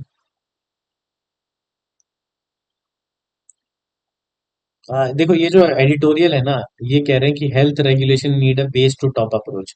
इसमें बेसिकली यही कहा गया है, जैसे मान लो कि 2 हॉस्पिटल है, कोई भी प्राइवेट हॉस्पिटल में भी देखो आप अलग अलग होता है, मान लो ए बी कोई भी हॉस्पिटल मान लो, एक ए हॉस्पिटल है, दो प्राइवेट हॉस्पिटल है, मान लो दो प्राइवेट हॉस्पिटल है, एक हॉस्पिटल है ए और एक हॉस्पिटल है बी। ठीक है। हॉस्पिटल ए और हॉस्पिटल बी है, मान लो कि किसी में आईसीयू का चार्ज है 3,000 रुपये पर डे और किसी में आईसीयू का चार्ज है 11,000 रुपये। तो ये ऐसा कहा गया है कि क्या, ऐसा क्यों है भाई, कि हेल्थ केयर जो है प्राइवेट में दोनों अलग अलग है, दोनों में क्या है, दोनों में तो डॉक्टर ही है ना, दोनों जगह पे डॉक्टर है, दोनों में सेम फैसिलिटी है, सेम ट्रीटमेंट हो रहा है। तो ऐसा क्यों है कि एक हॉस्पिटल 3,000 रुपये ले रहा है बेड के और एक 11,000 ले रहा है। तो इस आर्टिकल का कहने का मतलब है कि रेगुलेटर जो है, जो रेगुलेट करता है इस ऐसी चीजों को, उसको क्या है, एक ऐसा अप्रोच बनाना चाहिए जिससे क्या है, इनके भी लिमिट पे सीलिंग लग सके। मतलब ये एक प्राइस पॉइंट डिसाइड कर दे जहां पे क्या है कि मतलब मान लो 3,000 लग रहा है, कहने का मतलब है कि 3,000 अगर फिक्स कर दिया तो सब प्राइवेट हॉस्पिटल 3,000 ले लें। ये ऐसे अलग अलग मोनोपोली क्यों चल रही है, तो एक रेगुलेशन की जरूरत है। हर स्टेट में ऐसा होता है कि वहां पे अलग अलग चार्जेस हैं, अलग अलग चीजें हैं। तो कहने का मतलब है कि हेल्थ एक बहुत ही सबसे इम्पोर्टेंट चीज है कि इसमें क्या है, आपका हेल्थ जो है वो स्टेट का सब्जेक्ट है। स्टेट का सब्जेक्ट मतलब, जैसे एक तीन तरह का लिस्ट होता है, एक सेंटर लिस्ट बोलते हैं जिसमें सिर्फ केंद्र सरकार ही लॉ बना सकता है। तीन तरह के लिस्ट है हमारे संविधान में, ऐसा लिखा हुआ है। तो सेंटर पे क्या है, सेंटर लिस्ट मतलब उसपे सिर्फ सेंटर लॉ बनाएगा। एक स्टेट लिस्ट है जिसपे सिर्फ स्टेट लॉ बनाएगा। और एक कंकरेंट लिस्ट होता है जिसमें सेंटर और स्टेट दोनों लॉ बना सकते हैं। ठीक है, तो तीन तरह का लिस्ट है। एक है सेंट्रल लिस्ट जिसमें सेंटर यानी सेंटर लॉ बनाएगा, स्टेट लिस्ट में स्टेट लॉ बनाएगा, और कंकरेंट लिस्ट ऐसा लिस्ट होता है, कुछ ऐसे सब्जेक्ट है जो सेंटर स्टेट दोनों जिसपे लॉ बनाएगा। ठीक है। और अगर इस ऐसे मुद्दों पे कॉन्फ्लिक्ट होता है तो सेंटर का जो लॉ है वो प्रिवेल करता है। ठीक है, जाहिर सी बात है। ठीक है। तो हेल्थ क्या है, हेल्थ तो एक स्टेट का सब्जेक्ट है, सबसे पहली बात। तो हर स्टेट के अलग अलग उन लोगों ने प्रोविजन बना रखे हैं, तो कोई भी पॉलिसी सिंक नहीं हो पा रही है, जिससे जो फ्लेक्सिबल मैकेनिज्म होना चाहिए वो हम अचीव नहीं कर पा रहे हैं। तो कहने का ये मतलब है कि प्राइवेट में भी रेगुलेशन होना चाहिए। ठीक है, कि अलग अलग चार्जेस ना हो। हेल्थ केयर का, ऐसा कहते हैं हेल्थ केयर के लिए तीन रामबाण है इंडिया जैसे कंट्री में। क्या होना चाहिए, ट्रिपल ए होना चाहिए। ट्रिपल ए मतलब हेल्थ केयर एक, सबसे पहले तो अफोर्डेबल होना चाहिए, है ना, कि भाई इतना ज्यादा पैसा तो है नहीं सबके पास। ठीक है। गरीब नेशन है, अभी भी इंडिया में बहुत इनकम इनइक्वालिटी है। कहीं पे किसी के पास बहुत ज्यादा पैसा है और अमीर और गरीब के बीच में देखो कितना ज्यादा डिफरेंस है, इसी को इनकम इनइक्वालिटी कह रहे हैं। और इनकम इनइक्वालिटी धीरे धीरे बढ़ता ही जा रहा है। तो हेल्थ केयर में क्या कहते हैं, ट्रिपल ए होना चाहिए इंडियन हेल्थ केयर सिस्टम में। हेल्थ केयर अफोर्डेबल होना चाहिए, एसेसिबल होना चाहिए, मतलब सबके लिए एसेसिबल होना चाहिए, इजी होना चाहिए। Affordable, accessible and availability. Availability क्या होता है, मतलब जहां भी आप आसपास में रहते हैं वो अवेलेबल होना चाहिए। ऐसा नहीं कि हमें हिमाचल से किसी को इलाज कराने चंडीगढ़ जाना पड़ रहा हो, तो हिमाचल में भी हेल्थ केयर अवेलेबल होना चाहिए। तो अवेलेबल होना चाहिए, एसेसिबल होना चाहिए, मतलब इजीली आप वहां पहुंच पाए। अगर टेरेन डिफिकल्ट है तो उसको थोड़ा इजी बनाया जाए। और अफोर्डेबल यानी कि थोड़ा इकोनॉमिकल होना चाहिए। तो ये तीन पिलर ऐसा कहते हैं कि इंडियन हेल्थ केयर इंफ्रास्ट्रक्चर और ऐसी चीजों को बनाने के लिए तीन क्या है, थ्री ट्रिपल ए है। यानी health care should be affordable, accessible and easily available. ठीक है। तो ऐसा कहा गया है कि आपको ऐसी पॉलिसी बनाना चाहिए जिससे क्या है, जो पीपल सेंट्रिक हो, है ना, लोगों को मद्देनजर रख के पॉलिसी बनाई जानी चाहिए। And it should be accessible, available and affordable. और उसकी क्वालिटी अच्छी होनी चाहिए। ठीक है। ऐसा इसमें इनिशियली ये मेंशन किया गया है कि क्या क्या हुआ, किसी हॉस्पिटल में आग लग गया, कई जगह पे क्या है, बच्चे का जन्म हुआ और बच्चा मर गया, फिर भी उसको क्या है, आपने भी सुना होगा ऐसा कि बच्चे की मौत हो गई लेकिन फिर भी अब उसको आप उसमें क्या रखा हुआ है, उसको उसको वेंटिलेटर में डाला है, या करप्ट प्रैक्टिस ऐसा कर रहे हैं पैसे बनाने के लिए। तो ऐसे केसेस में अगर ऐसे हॉस्पिटल पकड़े जाते हैं, उनका लाइसेंस तुरंत के तुरंत रद्द करना चाहिए। दिस इज अ सेक्टर जो बहुत ही निग्लेक्ट नहीं कर सकते आप। ठीक है। दूसरा क्या है कि इसमें क्या है, आउट ऑफ पॉकेट एक्सपेंडिचर बहुत ज्यादा हो जाता है प्राइवेट हेल्थ केयर में। आउट ऑफ पॉकेट एक्सपेंडिचर का मतलब, मान लो कि आपने देखा होगा कई लोगों को मजबूरी में क्या है, लोन लेके या किसी तरीके से इलाज कराने के लिए, क्योंकि कई जगह पे क्या है, जो पब्लिक हेल्थ फैसिलिटी है वो इस तरह से डेवलप नहीं है, उसकी वजह से लोगों को प्राइवेट पे रिलाई करना पड़ता है। और प्राइवेट में जैसे मैंने आपको बताया, कहीं 3,000 लग रहा है, कहीं 5,000 लग रहा है। तो आउट ऑफ पॉकेट एक्सपेंडिचर यानी जेब से जो पैसे लग रहे हैं वो बहुत ज्यादा बढ़ गए हैं। एक और पॉइंट इसमें हाईलाइट किया गया है, कहा गया है कि हम जैसे जीडीपी का मतलब कि हेल्थ केयर पे जो भी पैसा डाल रहा है, मान लो सपोज 2 से 2.5% पैसा जीडीपी का एलोकेट किया जा रहा है, मतलब एक बजट बनाया गया, मान लो, ठीक है। बजट बनाया गया, कहा गया कि मान लो 50,000 करोड़ रुपए हम हेल्थ केयर सिस्टम को एलोकेट करते हैं, तो ये इंडिया के पॉपुलेशन और जितनी जरूरत होनी चाहिए उससे बहुत कम है, तो ऐसा कह रहे हैं कि आप 6 से 7% के अराउंड पैसा जीडीपी का हेल्थ केयर में डालेंगे, तभी हर आदमी के नीड को केटर कर पाएंगे, और तभी हम हेल्थ केयर को थोड़ा अफोर्डेबल एसेसिबल बना पाएंगे। तो दिस इज व्हाट ये कहा गया है इसके अंदर, इस आर्टिकल में। ये भी एक है, बिजाज जजमेंट के ऊपर कहा गया है कि इन दो तरह से शादियां होती हैं, कैसे भाई? पंडित पुजारी कराता है, नहीं नहीं वैसा वाला नहीं। क्या है, एक तो पर्सनल लॉ के थ्रू होता है, पर्सनल लॉ एज इन कि हिंदू का अपना एक पर्सनल लॉ होता है, मुस्लिम का एक अपना पर्सनल लॉ होता है। तो जैसे हिंदू हिंदू रीति रिवाज से शादी कर रहे हैं, हिंदू का हिंदू से शादी हो रहा है, तो हिंदू पर्सनल लॉ के थ्रू करते हैं, मुस्लिम पर्सनल लॉ के थ्रू करते हैं, सबका अपना अपना है। मान लो कई ऐसा कुछ ऐसा स्पेशल केस है जहाँ पे क्या हो रहा है कि हिंदू लड़का और मुस्लिम लड़की है, तो inter caste marriage inter religion marriage हो रहा है, तो ऐसे केस में एक स्पेशल मैरिज एक्ट है 1954 का। लेकिन ऐसा देखा गया है कि कुछ ऐसे हर क्या है, हर धर्म में ऐसे लॉ को, कुछ कुछ रीति रिवाजों को इनवैलिड कहा जा रहा है। तो ये कह रहे हैं कि ऐसा लॉ होना चाहिए कि जिसमें क्या है, यूनिफॉर्मिटी बने रहे दोनों लॉ के बीच में, ठीक है, जो नजर नहीं आ रहा है। तो इसीलिए आर्टिकल 44 में कहा गया है, एक आर्टिकल 44 है हमारे directive principle of state policy में, उसमें कहा गया है हर स्टेट को एक यूनिफॉर्म सिविल कोड बनाना चाहिए, है ना। एक सिविल कोड के लिए एक यूनिफॉर्मिटी होनी चाहिए लॉ के अंदर, ताकि प्रॉब्लम ना हो, ठीक है, मिसमैच ना हो, रेगुलेशन थोड़ा स्मूथ हो, और ताकि जो इंडिया का जो सेक्युलरिज्म का फैब्रिक है उसको हम स्ट्रेंथन कर पाए। तो कहा गया है क्या, यूनिफॉर्म सिविल कोड हर स्टेट को अगर अप्लाई करें, हम यूनिफॉर्मिटी ला पाए लेजिस्लेशन में, तो हमारे लिए आसान होगा। तो बेसिकली इसमें यही कहा गया कि कैसे कॉन्फ्लिक्ट है दोनों के बीच में, तो उस लाइन को हम कैसे दूर कर सकते हैं, या क्या क्या उसके ड्रॉबैक्स हैं, या क्या पॉजिटिव चीज है, ठीक है। तो ये है यूनिफॉर्म सिविल कोड। एक इसमें आपको मैं एक फैक्ट बता देता हूँ, इंडिया का पहला स्टेट जिसने uniform criminal code, criminal code नहीं, सॉरी, यूनिफॉर्म सिविल कोड के ऊपर क्या है, जिसने लॉ बनाया, तो वो है स्टेट उत्तराखंड। ये डायरेक्टली क्वेश्चन पूछा जा सकता है आपसे, क्या है ये? Uttarakhand is the first state in India, है ना, भारत का पहला ऐसा राज्य जिसने यूसीसी के ऊपर लॉ बनाया है। तो Uttarakhand is the first state in India to have a law on uniform civil code, ठीक है। यूनिफॉर्म सिविल कोड के ऊपर किसने बनाया लॉ? उत्तराखंड ने। और कौन से आर्टिकल में मेंशन है कॉन्स्टिट्यूशन के? डायरेक्टली पूछ सकते हैं आपसे, आर्टिकल 44 है हमारे कॉन्स्टिट्यूशन का, जिसको हम कहते हैं directive principle of state policy, ठीक है। कभी पॉलिटी में मैं पढ़ाऊंगा कि डीपीएसपी और फंडामेंटल राइट्स में क्या डिफरेंस होता है, अभी आप आज के लिए बस इतना जान लो। आर्टिकल 44 जो है कॉन्स्टिट्यूशन का, वो क्या कहता है, यूनिफॉर्म सिविल कोड के बारे में पता, ठीक है।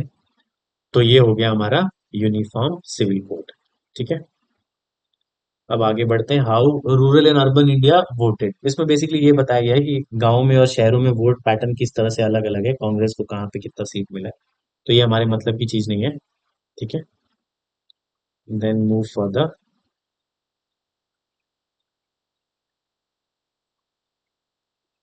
हाँ, ये न्यूज एक हमारे काम की हो सकती है।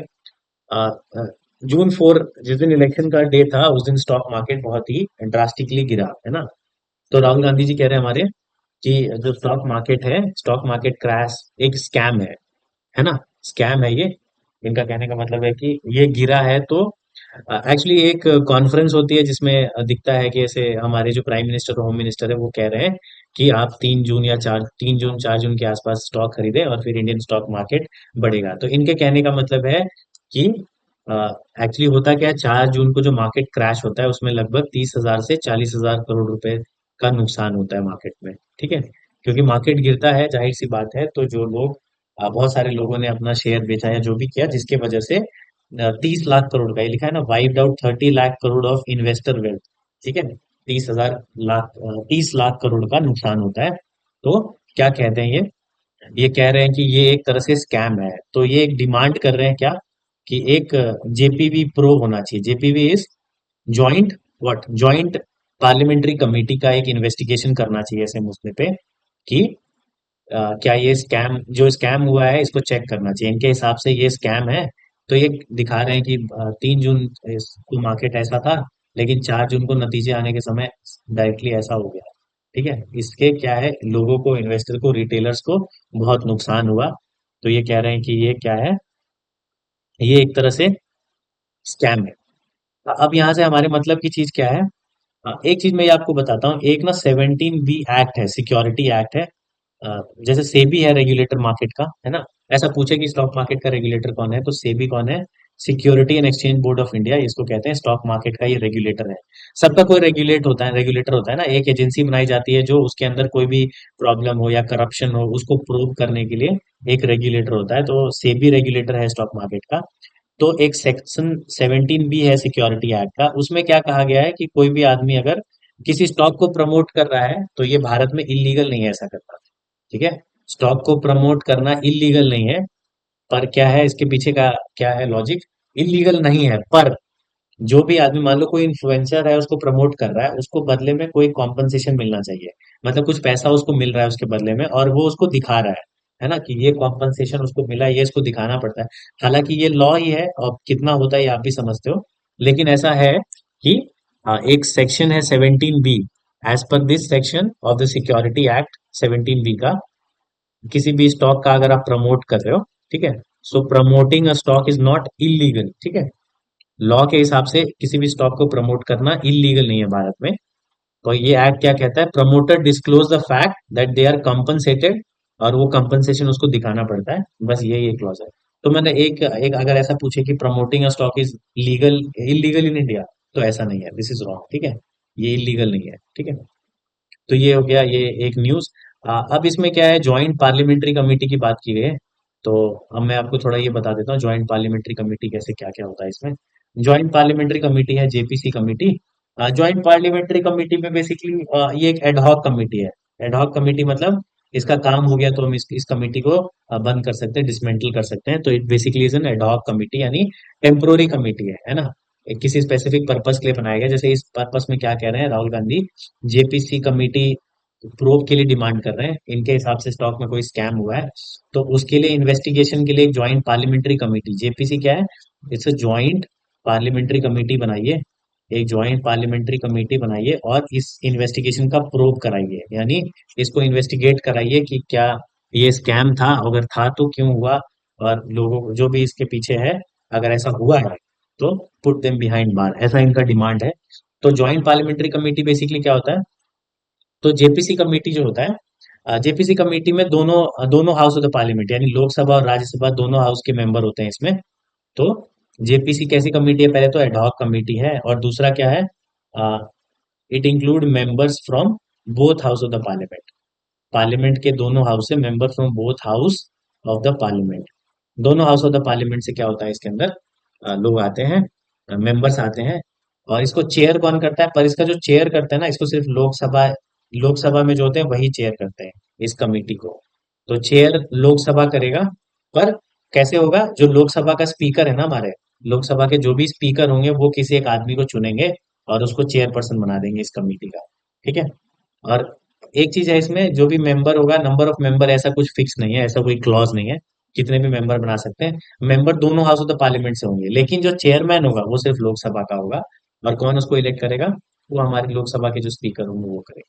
ठीक है, फिर ये कमेटी देखेगी इन्वेस्टिगेशन को, और उसके बाद जो भी नतीजा होगा उसको उस हिसाब से करेगी। ठीक है, तो ये था एक हमारा कि ज्वाइंट पार्लियामेंट्री कमेटी का प्रूव कराएं इन्वेस्टिगेशन के लिए। और क्या है न्यूज में हमारे, हमारे काम का, ये नीट में एक कहा गया है कि मतलब एक पर्टिकुलर कोई सेंटर है वहां पे, कह रहे हैं कि 50-60 बच्चों का 720 में से 720 नंबर आया है। तो इसमें भी कहा गया है कि कुछ तो डिस्क्रिपेंसी है, फिर से तो टेस्ट होना चाहिए। हमारे मतलब का ये सब नहीं है, हमारे मतलब का चीज क्या है, जो एजेंसी कराती है उसको कहते हैं नेशनल टेस्टिंग एजेंसी, एनटीए नाम याद रखो। कौन सी एजेंसी एग्जाम कराती है, नेशनल टेस्टिंग एजेंसी। ये एजेंसी 2017 में बनाया गया था, और ये एक एक्ट के थ्रू बनाया गया जिस एक्ट को कहते हैं society registration act. Society registration act 1860, इस एक्ट के थ्रू एनटीए को बनाया गया। तो एक सवाल पूछ सकते हैं कि एनटीए क्या है। NTA is formed as a private organisation, private body की तरह बनाया गया, या किसी ट्रस्ट के थ्रू, ट्रस्ट की जैसा बनाया गया है सोसाइटी की तरह, तो ये एक सोसाइटी की तरह बनाया गया नेशनल टेस्टिंग एजेंसी को। So it is formed as a society through society registration act of 1860। और ये क्या है, नेशनल टेस्टिंग एजेंसी है, 2017 में बनाया जाता है इसको, इस एक्ट के थ्रू। और बस इतना ही है, बाकी जो भी चीजें होती हैं इसके रिलेटेड एनटीए कराता है वो, जो भी आर एन डी होता है रिलेटेड टू व्हाट, कि एग्जामिनेशन जो कंडक्ट होता है उसको कराने वाली एजेंसी है ये नेशनल टेस्टिंग एजेंसी। और इस ये ministry of human resource development, यानी जो एचआरडी मिनिस्ट्री है भारत सरकार की, वो इसको देखती है, इस एनडीए को। और एक ये लोग चेयर, एक आदमी अपॉइंट करते हैं जो एजुकेशनिस्ट होता है, जो इसको हेड करता है। बस यही है ना। ये कह रहे हैं ऐसा कि क्या है, फूड प्राइस जो है वो लाइकली क्या है, बढ़ जाएगा। लाइकली स्पीड अप इन मई, कह रहे हैं मई के अंदर फूड प्राइस बहुत ज्यादा बढ़ गया। तो ऐसा क्या हुआ, तो कहने का मतलब ये है कि बेसिकली क्या है कि कह रहे हैं कि टमाटर जो है हमारा, प्याज है बेसिक, है ना, टमाटर है, अनियन है, पोटैटो है, टॉप जिसको कहते हैं, टॉप यानी टोमेटो, अनियन एंड पोटैटो। अगर इसका प्राइस बढ़ेगा तो क्या होगा, इन जनरली दो ही तरह की थाली होती है इकोनॉमिक। जो हमारा ये सर्वे है बजट या इकोनॉमिक सर्वे में, दो टर्म यूज किया जाता है कंपैरिजन के लिए, कहते हैं एक वेजिटेरियन थाली और एक नॉन वेज थाली, है ना। ऐसे भी देखा होगा आपने, बहुत सारे रेस्टोरेंट ऐसे चलाते हैं, वेज थाली, नॉन वेज थाली। तो एक वेजिटेरियन थाली और नॉन वेजिटेरियन थाली है, थाली कोई भी हो, वेज या नॉन वेज हो, ये तीनों आइटम का तो जनरली इस्तेमाल होता है। ये मान लो पोटैटो का नहीं भी हुआ तो टमाटो और अनियन तो बेसिक इंग्रेडिएंट है। तो कह रहे हैं क्या, कि वेज थाली और नॉन वेज थाली दोनों का ही क्या है, पैसा बढ़ जाएगा, यानी प्राइस बढ़ जाएगा। ठीक है, वेजिटेरियन और नॉन वेजिटेरियन दोनों थाली का पैसा बढ़ जाएगा, क्योंकि इन्फ्लेशन बढ़ रहा है। यानी इन्फ्लेशन कहने का मतलब प्याज टमाटर इन सब का भाव बढ़ रहा है, तो gradually it add up to inflation. ठीक है। अब इन्फ्लेशन से देखो, इन्फ्लेशन मैं आपको बताता हूँ, इन्फ्लेशन बेसिकली, इन्फ्लेशन तो आप समझते हो महंगाई, है ना। महंगाई को नापने के लिए भी दो तरह की चीजें, नापने के लिए क्या, दो तरह का कहते हैं, एक कहते हैं हेडलाइन इन्फ्लेशन होता है, हेडलाइन, हेडलाइन इन्फ्लेशन होता है, और एक होता है कोर इन्फ्लेशन, कोर इन्फ्लेशन। ठीक है। हेडलाइन इन्फ्लेशन वो इन्फ्लेशन होता है जिसमें हम फूड प्लस फ्यूल दोनों के प्राइस को इंक्लूड करते हैं, और कोर इन्फ्लेशन में ये इंक्लूड नहीं करते हैं। पर ये दोनों बहुत ही फ्लक्चुएटिंग चीजें हैं ना। फूड और फ्यूल का दाम आप देखते हो कि बहुत वोलाटाइल है, ऊपर नीचे होता रहता है। तो एक तरह का इन्फ्लेशन होता है जिसमें हम फूड और फ्यूल प्राइसेस को इंक्लूड करते हैं, इसको क्या कहते हैं, हेडलाइन इन्फ्लेशन। और जिसमें इनको इंक्लूड नहीं करते हैं, उनको हम कहते हैं कोर इन्फ्लेशन। ठीक है। इन्फ्लेशन नापने के लिए दो तरह के इंडेक्स भारत में इस्तेमाल होता है, एक होता है सीपीआई, यानी कंज्यूमर प्राइस इंडेक्स, और एक होता है हमारे पास होलसेल प्राइस इंडेक्स। क्या क्या होता है हमारे पास, कंज्यूमर प्राइस इंडेक्स, कंज्यूमर यानी जैसे हम लोग, तो हम क्या है, रिटेलर है भाई, है ना। रिटेलर मतलब जो ऐसा छोटा मोटा खरीद बेच करता है, खरीद बेच नहीं मतलब हम खरीदते हैं, तो क्या कहते हैं उसको, कंज्यूमर कहते हैं। तो दिस एक इंडेक्स है हमारे पास जिसको कहते हैं कंज्यूमर प्राइस इंडेक्स। और एक है होलसेलर, है ना, होलसेल आप जानते होगे, जो क्या है, थोक में चीजों को खरीदते हैं, उनको क्या कहते हैं, होलसेल। तो होलसेल, होलसेल प्राइस इंडेक्स दो तरह का है। एक तो रिटेल लेवल पे, जिसमें जिसमें सिर्फ कंज्यूमर इंक्लूड होते हैं, रिटेल लेवल पे उसको कंज्यूमर प्राइस इंडेक्स बोलते हैं। और जहाँ पे होलसेलर इंक्लूड होते हैं उसको होलसेल प्राइस इंडेक्स बोलते हैं। ठीक है। तो दो तरह के इंडेक्स हो गए। सीपीआई में हम क्या क्या इंक्लूड करते हैं, सीपीआई में गुड्स एंड सर्विसेज, गुड्स भी और सर्विसेज दोनों चीज इंक्लूड करते हैं। अब आप एक बात बताओ, क्या आपको क्या लगता है गुड्स और सर्विसेज क्या होता है। तो गुड्स ऐसा चीज है जिसे हम टच कर सकते हैं, विच इज टैंजिबल, है ना। जैसे मान लो क्या है, ये पेन है ना, ये मतलब मैं ये पेन टैप का यूज करके आपको पढ़ा रहा हूँ, तो ये मैं टच कर पा रहा हूँ, तो एक तरह से गुड्स है। सर्विसेज वो है जो इनटैंजिबल है, जैसे जैसे मैं पढ़ा रहा हूँ आपको, इसमें कोई सॉफ्टवेयर इस्तेमाल हो रहा है ना, पर मैं उसको टच नहीं कर सकता ना, उसके थ्रू मैं आपको एक सर्विस दे रहा हूँ, मतलब मैं आपको पढ़ा रहा हूँ, है ना। तो सर्विसेज क्या होता है, वो इनटैंजिबल होता है, मतलब जिसे हम टच नहीं कर सकते, विच इज सर्विसेज। और जिसको टच कर सकते हैं गुड्स, जैसे कि कोई भी चीज ले लो, जैसे ये फोन है ना, ये क्या है, ये गुड्स है क्योंकि मैं इसको टच कर पा रहा हूँ। तो जो टैंजिबल एसेट होता है उसको गुड्स कहते हैं, और जो इनटैंजिबल होता है उसको सर्विसेज कहते हैं, जिसे हम टच नहीं करते हैं। तो सीपीआई का बास्केट बड़ा होता है, क्योंकि सीपीआई में हम गुड्स और सर्विसेज दोनों इंक्लूड करते हैं। वेरी इंपॉर्टेंट पॉइंट, ये डायरेक्टली पूछ सकते हैं, सीपीआई क्या होता है। सीपीआई कंज्यूमर प्राइस इंडेक्स में हम गुड्स और सर्विसेज दोनों को ऐड करते हैं, लेकिन जो डब्ल्यूपीआई इंडेक्स है, ये इसमें सिर्फ और सिर्फ हम गुड्स को कैलकुलेट करते हैं, गुड्स। ओनली गुड्स, ठीक है। अब ये जो डेटा है सीपीआई और डब्ल्यूपीआई, इसको कौन पब्लिश करता है? तो सीपीआई का डेटा पब्लिश करता है नेशनल स्टैटिकल ऑफिस, एनएसओ कहते हैं उसको। कौन डेटा निकालता है? National statistical office.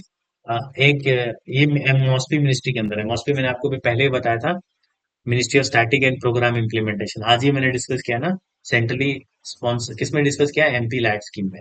और ये जो है ये मिनिस्ट्री ऑफ कॉमर्स और इंडस्ट्री निकालता है। एक ऑफिस होता है, ऑफिस ऑफ इकोनॉमिक एडवाइजर जिसको कहते हैं, ऑफिस ऑफ इकोनॉमिक एडवाइजर,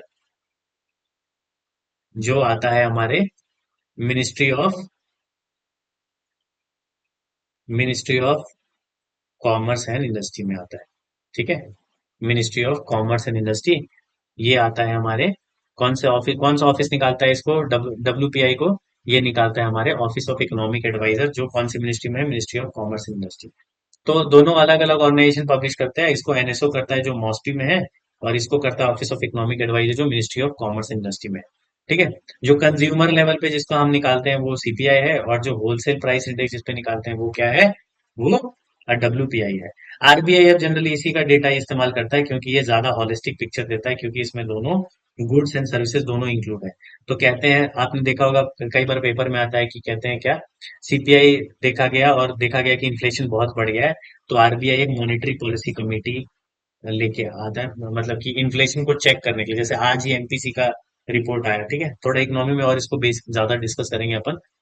थोड़ा बहुत आप जान लो, सीपीआई क्या होता है? कंज्यूमर प्राइस इंडेक्स, जो कंज्यूमर के लेवल पे निकाला जाता है, जैसे रिटेलर, जैसे हम और आप, है ना। होलसेल प्राइस इंडेक्स, जो जहाँ पे होलसेल की बात की जाती है। सीपीआई में गुड्स और सर्विस दोनों इंक्लूड करते हैं, डब्ल्यूपीआई में सिर्फ गुड्स इंक्लूड करते हैं। कौन पब्लिश करता है CPI data? NSO, national statistical office, जो ministry of statistics and programme implementation में आता है। और डब्ल्यूपीआई का डेटा कौन निकालता है? Office of economic adviser, ministry of commerce industry, ठीक है। बेसिकली कुछ कुछ प्रोडक्ट लिया जाता है, ठीक है, उस प्रोडक्ट का एक बास्केट बनाया जाता है और उसी के थ्रू इन्फ्लेशन काउंट करते हैं। तो ये हो गया हमारा क्या, कि फूड प्राइस जो है लाइकली टू इंक्रीज। तो ये हो गया हमारे पेपर में, ठीक है। ये क्लाइमेट कॉन्फ्रेंस है, इसके लिए मैं आपको एक अगली क्लास, आई थिंक बहुत ही थोड़ा लेंदी क्लास हो गया है ना, आपके पास भी बहुत ही बॉम्बार्डमेंट ऑफ फैक्ट हो गया, तो अपन इसको क्या है नेक्स्ट क्लास में डिस्कस कर सकते हैं। वेरी इंपॉर्टेंट है ये, क्लाइमेट चेंज के ऊपर है। तो मैं आपको अगली क्लास में United nation framework convention climate change एक टॉपिक है बहुत इंपॉर्टेंट, इसका जो भी करंट इवेंट है और भारत का क्या इंस्टांसेस है, इसकी थोड़ी कहानी बताऊंगा। स्पोर्ट्स हमारे लिए कोई ऐसा कुछ भी इंपॉर्टेंट नहीं है स्पोर्ट्स के अंदर। तो एक ही न्यूज़ है जो आई थिंक हम अगली क्लास में डिस्कस करेंगे, है ना। तो this is all for today, ठीक है। Thank you for joining, keep learning. Thank you everyone.